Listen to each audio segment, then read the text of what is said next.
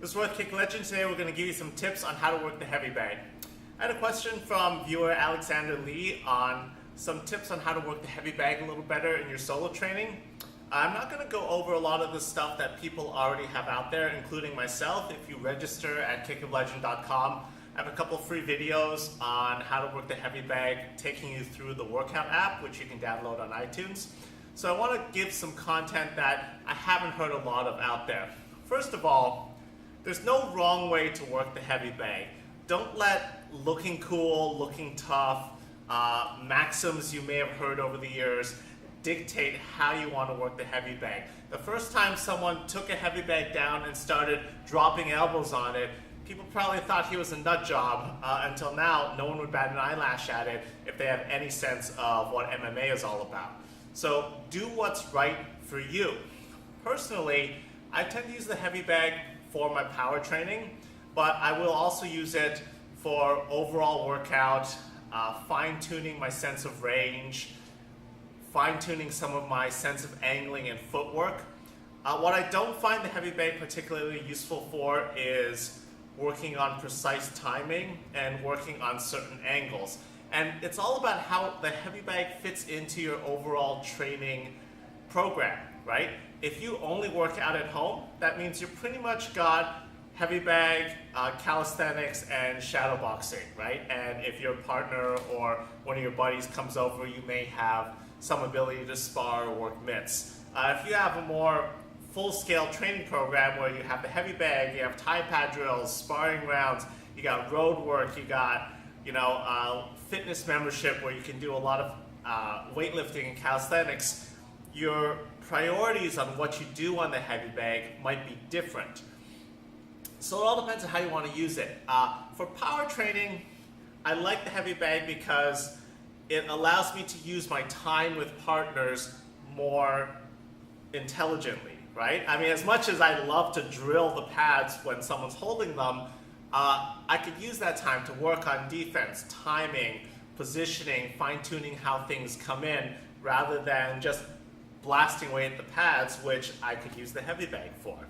The heavy bag is a great isolation tool, which is why I don't always subscribe to the idea that you should never stabilize the bag to keep it from swinging. If you're working on certain things in isolation, it's maybe not a bad idea. If you're just starting out and you're still occasionally hyperextending your elbows on the punch, let's ramp that up a little bit with punching the bag in a set position until we start letting it swing. I'll use it to fine-tune my visual cue for range, right? I'm trying to maximize the range of my fuete, for example, understanding how far away I can be and still make contact. If the bag starts swinging a lot, that's just one more parameter that I don't want to deal with as I'm fine-tuning a particular skill. If I'm working on something I'm not very good at, for example, let's say my targeting of my low teep isn't very good, and the bag has been swinging from me doing round kicks, I might miss it, I might be hitting the corner and it ends up turning a lot. Rather, I can move to this side of the bag and hit it straight in line. If I don't have the space for that, maybe I'll throw a measured kick to stop the momentum. Or if I don't know how to do that yet, I'll just grab the bag, stop it, so I can work on the skill I'm working on. If we're working on a more general workout, which I like to use the heavy bag for as well, it's about making these little decisions on range, right? Sometimes after I throw cross hook, if I want to throw my right kick, I'm too close. So what do? If my hook moved the bag, it might move into range. I might decide to throw a low kick, which is still going to be fairly high on the shin, but there's nothing wrong with that. Or I can step out, throw. I can do a little hop back, jump back into it. Any of these is correct. It's just about making up your mind on what to do.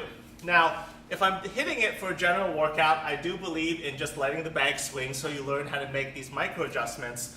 But this is the not fun but essential part of the drills, right?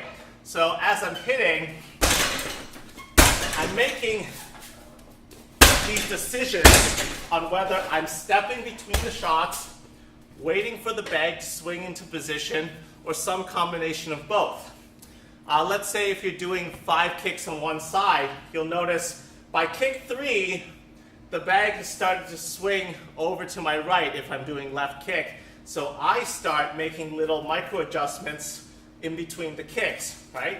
So I'll kick once, land, kick twice, then almost do a little mini switch again to get over to my right.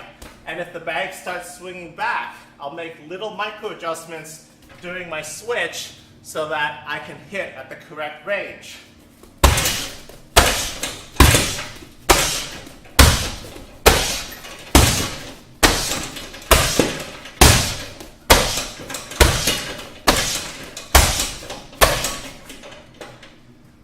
And so on. So this is part of what makes hitting the bag comfortable and part of what develops your skill.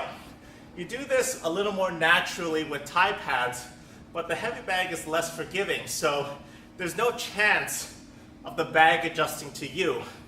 You must adjust with the bag, and then you get a sense of how the bag flows, right? The momentum, the natural frequency of the bag, and how you have to replace yourself, especially if you're switching from the hands range to the kicking range. Because the bag's a cylinder, everything's the same distance from you, whether you're hitting high or low.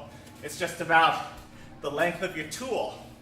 So if you're switching from punching to kicks, you're going to have to adjust it unless your punch really moved it. And remember, we don't push the bag, we attempt to dent the bag, and the bag just happens to move as well because it's not 100% efficiency and the bag has structure. So that's my main tip on how to work the heavy bag. Again, check out my videos if you just register for free at kicklegend.com. Check out other people's videos. Main points, don't mind what other people say or do.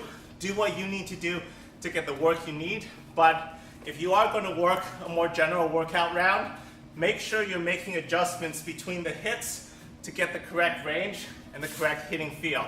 This is Roy Kick Legend here at Michigan Kickboxing Academy, taking advantage of open mat time. Keep your chin down, elevate your striking.